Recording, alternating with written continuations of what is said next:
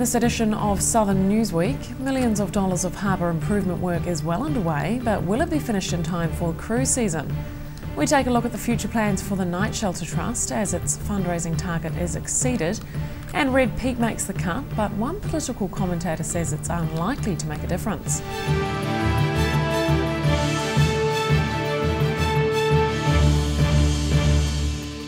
Kia ora, I'm Holly Buchanan. Harbour dredging and other expansion work at Port Otago is well underway. The $30 million infrastructure upgrade is aimed at boosting harbour traffic, but it won't be finished in time for the busy tourist season. It's another hectic day down at the port. Contractors are deepening the harbour channel and widening the port's berth. They're just two of several projects being undertaken by Port Otago in a bid to accommodate larger vessels. The ships in the heavy season, January through May, like to load up as much cargo from the good Otago Southland hinterland as they can, and so the more cargo that ships can carry, the more export cargo we can put on those ships. The port's spending $30 million on the projects over 2 years. It's seen as a vital investment for being a key player in New Zealand's shipping sector. To be a modern port, modern ports have to cater for bigger ships, and in order to stay within the trade lanes. So we are just positioning ourselves to remain at the forefront of New Zealand's industry. Several tasks are just months away from completion, including padding the wharf. The work's been smooth sailing to date, and the deepening of the harbour channel should be complete in a little over a year. Our next stage for our dredging is an extra half a metre to 14 metres by the end of next year. So by the end of next year, with the arrival of the tug and that completing, we'll be kind of wrapped up with these four projects. The first cruise ship of the season is due to dock on Saturday, but won't affect the workflow. And as the port's expansion unfolds, staff are hoping nothing pulls them under. Annabelle Dick, 39 Dunedin News. New mental health guidelines are being introduced by the government. They're aimed at helping parents with disorders to positively influence their children. And there's a good reason why the model's being launched locally. Overseeing a breakthrough in mental health care, the government's Director and Chief Advisor of Mental Health has just been launching new national guidelines in Dunedin. Most people who have a significant mental health problem also want to be a parent, and this is about helping them do that. The local launch acknowledges the work already being done in the city to address mental health problems in a family-focused way. Dunedin has actually been working much harder than a number of other areas in the country. It's in their service development plan, Rising to the Challenge, and they took up the challenge and started to work in terms of developing local guidelines and local implementation for children who have parents with mental health and addiction problems. It's expected that as a result of the new guidelines, the children of people with mental health issues will be less likely to develop problems of their own. And we know that that children are the unidentified patient often when you've got a parent with mental illness, and they need to be part of the equation, because if they're not, then they will become potentially our next patient. They say there's a huge number of locals with mental health issues, many who are parents, and they're hoping that with time, these guidelines help to break the family cycle of such problems. Rosie Mannins, 39 Dunedin News. The future is looking bright for the city's night shelter, with mere days before staff take ownership of the premises. A 3.5-year fundraising effort has secured the building for the Dunedin Night Shelter Trust. And with money still rolling in, thoughts are turning to expansion to meet increasing demand. It's home sweet home for good. After tentatively thinking the purchase date would have to be extended, Dunedin Night Shelter Trust members are happy to be $20,000 over their $600,000 fundraising target. And that means big plans beyond just ownership. It has us rethinking as to how we can expand and make better use of these facilities, how we can improve the lives of people through these facilities. So, yeah, watch the space. The Trust is looking at employing a social worker to help those staying at the shelter, particularly as demand for the service increases and changes. What we've seen too is that the night shelter's evolved. It first started off as a men's shelter. What it is now is more of a community shelter. We're seeing more women coming through, we're seeing family groups come through. So the whole nature of what we do has evolved, and it's only evolved because we're responding to the needs that are out there. The amount of community support has overwhelmed the Trust. A Sleep Out fundraiser in the Octagon drew large numbers, helping to raise awareness as well as money. The perception has often been that, night shelter, you're dealing with down and outs who deserve their predicament, but that's not the case. The people use this facility right across the board for all sorts of reasons, and so it's been good to see that the Dunedin people have come on board. With donations still rolling in, an account will stay open for future building improvements. The Trust officially takes ownership of the site on the 1st of October. Ruby McAndrew, 39, Dunedin News. The multi-million-dollar revamp of a major science building is getting started at the University of Otago. A Christchurch firm has been awarded the contract for the $56 million redevelopment. But university staff are confident the local construction sector will benefit. Going all in on campus. Several redevelopment projects are on the go at the University of Otago. The latest is the start of a $56 million revamp of the chemistry building. It's adding to the already extensive amount of construction currently underway. We're a victim of circumstance and of timing.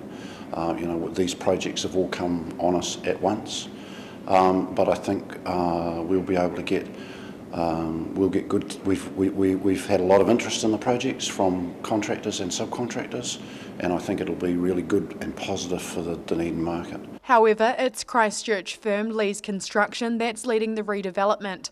The company won the project after an extensive tender process, but those at the university say the local workforce will still benefit. We've had anecdotal feedback that potentially a lot of labour that migrated to Christchurch in the earthquake will come back as these projects come online. Dunedin builders and subcontractors will be used during the 2.5-year project. For now, the university is focusing on resettling staff and students in a new location, and the recent completion of a temporary laboratory is allowing the Human Nutrition Department to continue its teaching program. We work really hard to get a decant plan in place that allows everybody to understand what's going on and minimises the impact. Obviously, with the landscape project going on at the moment, there's more work to be done in terms of, you can't just rush to a lecture. Other departments will gradually vacate the chemistry building between now and January, when the bulk of the work will get underway. The project set to finish in early 2018. Ruby McAndrew, 39, Dunedin News. The national flag referendum is being amended to include a fifth option. Adding the red peak design will cost nearly $400,000, and a local academic says that's likely to be an unnecessary waste of money.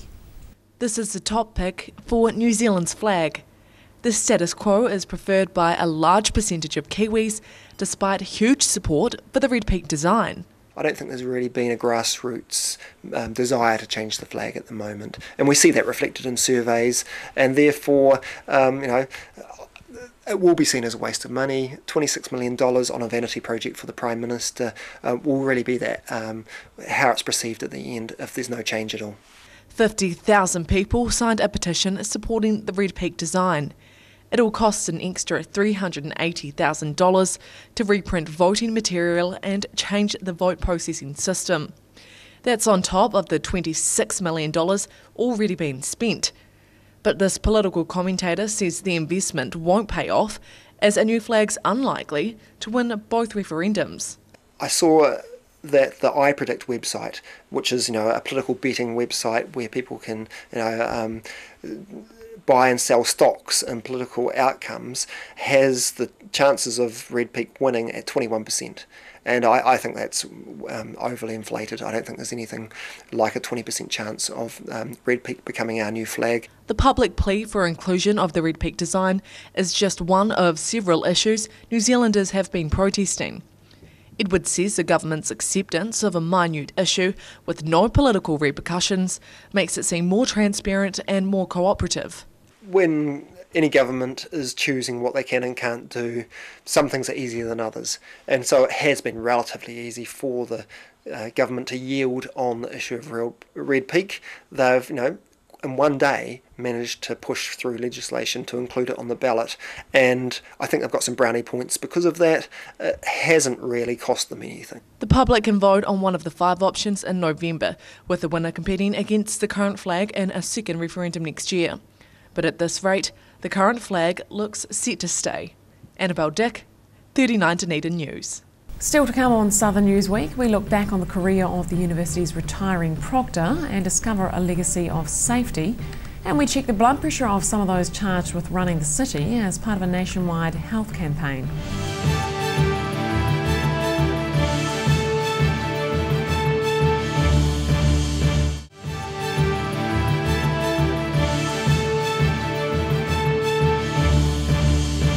Welcome back.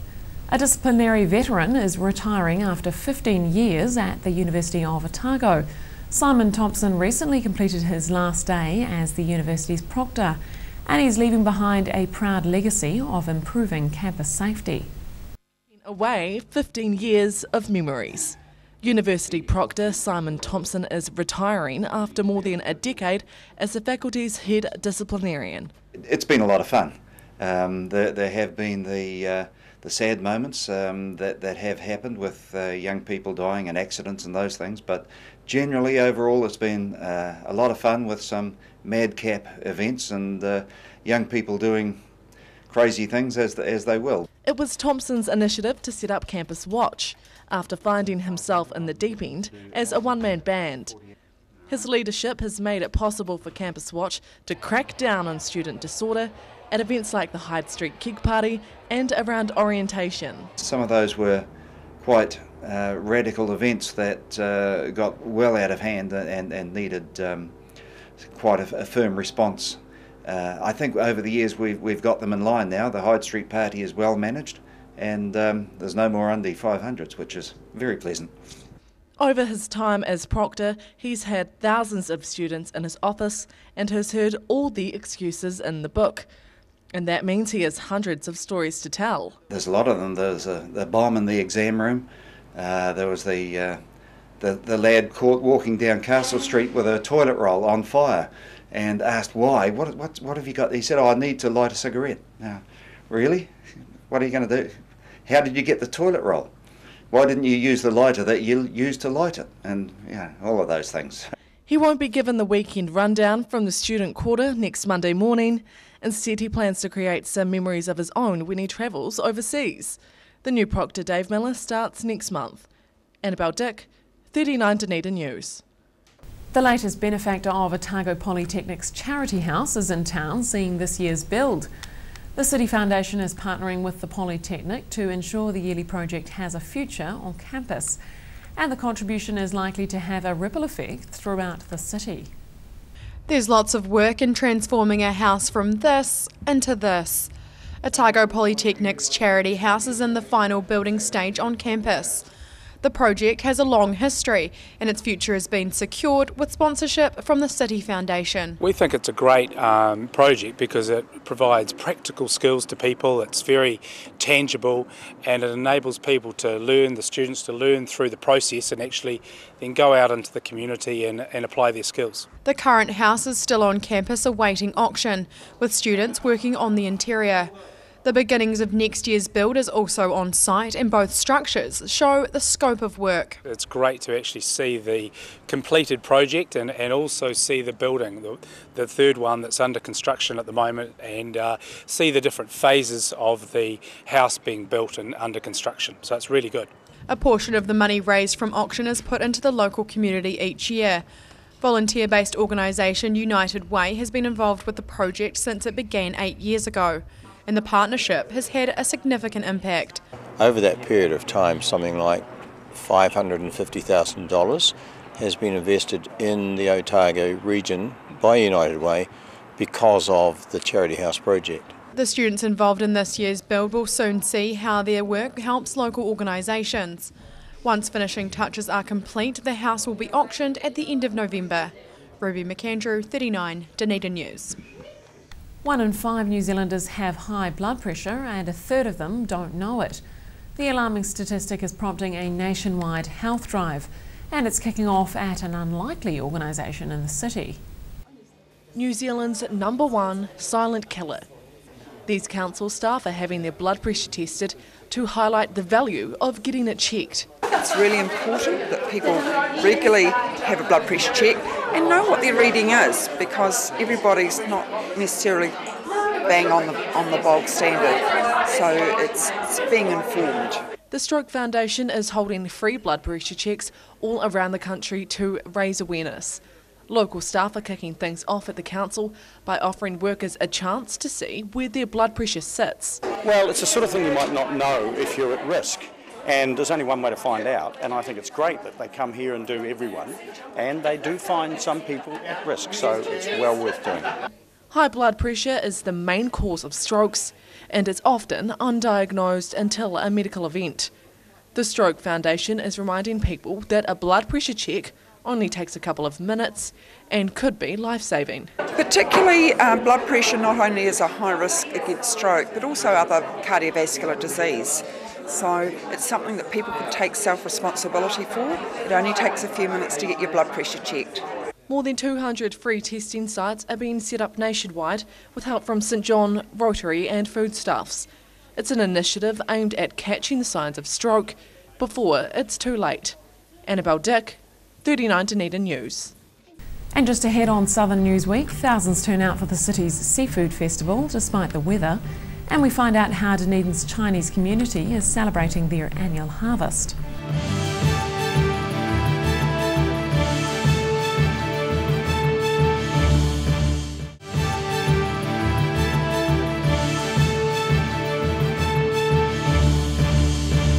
Welcome back. Thousands of foodies have been indulging in some of the freshest seafood on offer at Port Chalmers. Bluff oysters and more than 200 litres of clam chowder were on the menu at the city's biennial seafood festival. But a warm welcome wasn't in store for the large crowd. Serving up treats straight from the ocean. Locals and tourists were waiting patiently to get their fill at the Port Chalmers Seafood Festival. Food was the main drawcard of the third biennial event, although not the sole focus. We want people to enjoy being in Port Chalmers. It's about raising the profile of Port Chalmers and the West Harbour area and Dunedin more generally. And we want them to want to come back and see what else is here and enjoy what Port has to offer. Hundreds of volunteers from local organisations were working to ensure everything ran smoothly. They were happy to give their time freely, as donations from the festival will be dished out to community groups. It's a credit to those helping to grow the event. Being our third festival as a group of volunteers, it's coming together more easily. What we hear from the community is lots of really good talk. People are talking about it, and we try and listen to what the community is saying to find ways to improve it. So I think it's getting to be a bigger and better event. As expected, there was a heap of seafood on offer. It included 900 bluff oysters, 40 kilograms of sole and 250 litres of clam chowder. The hearty food helped to keep punters happy on what was a chilly spring Saturday. I think it's a good chance for the people of Otago to get together and celebrate the good local produce and food and wine that we've got in this region, and have a good opportunity to go further than just the farmers market. And it's a really good turnout for such a freezing cold spring day, unfortunately. More classic dishes were also on offer for those with less adventurous taste buds. And with gourmet options in the mix, the festival was bound to leave a good taste in the mouths of all ticket holders. Ruby McAndrew, 39 Dunedin News. A timeless message of peace is being told locally through a one-woman play. An Austrian actress is in Dunedin sharing the life and work of the first woman to be awarded the Nobel Peace Prize. And she's helping to raise the profile of one of the city's tertiary centres. Rehearsing a century-old message of peace, Austrian theatre actress Maxi Blaha is practising for her Dunedin performance of a play about Bertha von Suttner. The late Austrian pacifist became the first female recipient of the Nobel Peace Prize in 1905. And she was even invited by President Roosevelt to the White House. She was the first woman to speak in Rome at the Congress. And she was a very, very special and very powerful and strong woman. Blaha's been travelling the world with her 55-minute monologue since March last year. She first performed it for the Austrian Parliament to commemorate the 100th anniversary of World War I. It was a timely act, given that von Suttner died just 1 week before the war's outbreak.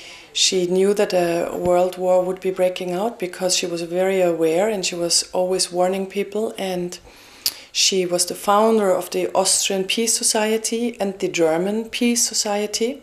The local staging of the play is being supported by the National Centre for Peace and Conflict Studies.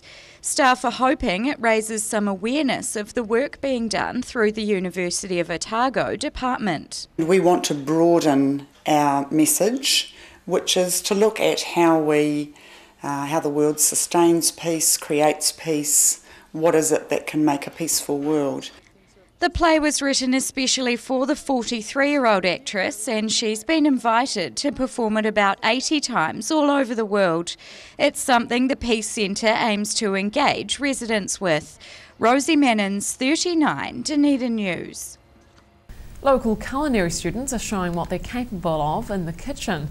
A dozen Polytechnic students have spent the day holding a Dunedin-themed food festival as part of their degree. But tasty morsels weren't the only thing on offer. Showcasing the fruits of a 3 a.m. start, Bachelor of Culinary Arts students have been giving the public a taste of their degree. This food stall event was aimed at showing off their creations and the research and development behind them. Students are proud of their efforts, with tutors taking a step back. It's interesting because it's something we've never done before, but we've all learnt to collaborate more than ever before. But it's been a good experience. We've learnt how to do it on our own, and it's a new experience, definitely. Customers enjoyed sampling the morsels of fresh bread and energy balls, and for the students, this event's another step towards a culinary career. Each person has a different sort of what they want, where they want to head, especially in life in general. So there's a lot of some healthy stuff. There's some using refined grains that are changed up a wee bit, and there's some that are just wanting to do like me, doing logistics. So we're not actually making food, but we're doing some of the management side of things. Some students also created a restaurant for the day, focusing on giving diners a unique eating experience. The showcase is one of several events planned to demonstrate what the budding chefs have learnt in class. So we've got 3 total, so there's 2 eat streets, another just like this in about 4 weeks' time, and then Excite, which is our final project. So it's showing off what we've done throughout the last 3 years and where we want to head. Students enjoyed seeing people's reactions to their food. Those reactions will help guide them in cooking up a creative career in the industry. Ruby McAndrew, 39, Dunedin News. And finally, the annual Chinese harvest is being celebrated all around the world. This time of year sees millions of Chinese taking part in events and spending time with loved ones. But there's a unique take on festivities in Dunedin. Celebrating the Chinese Moon Festival, local performers have been putting on a show at the Dunedin Chinese Garden. They've delighted the Chinese Consul General, who travelled south from Christchurch for the occasion. In such a unique and authentic Chinese surroundings here in Dunedin, it's a kind of luxury. So that made me feel very comfortable and very impressive. Each year in China, the Moon Festival is a celebration of the harvest season. It's commonly called the Mid-Autumn Festival, although in Dunedin it's happening during spring. This is one of the most important and well-known traditional festivals for us Chinese. It's also an occasion for well wishes and being with loved ones. It's typically a time for families to get together and about reunion and having mooncakes together, and just a time for celebration and being with one another. As well as music, the festivities included cooking classes and storytelling. More than a dozen performances were staged, mostly by members of the local Chinese community. I imagine a lot of locals haven't actually heard of a moon festival before, and coming to the garden and experiencing a moon festival for the first time, it's a great way to just experience a slice of Chinese culture. This annual festival provides a taste of the Orient for some and a taste of home for others. Rosie Mannins, 39, Dunedin News. And that's all for this edition of Southern Newsweek. Please do visit our website, dunedintv.co.nz, where you can download Southern Newsweek and watch individual clips of 39 Dunedin News or webcast the show. I'm Holly Buchanan. Thanks for watching.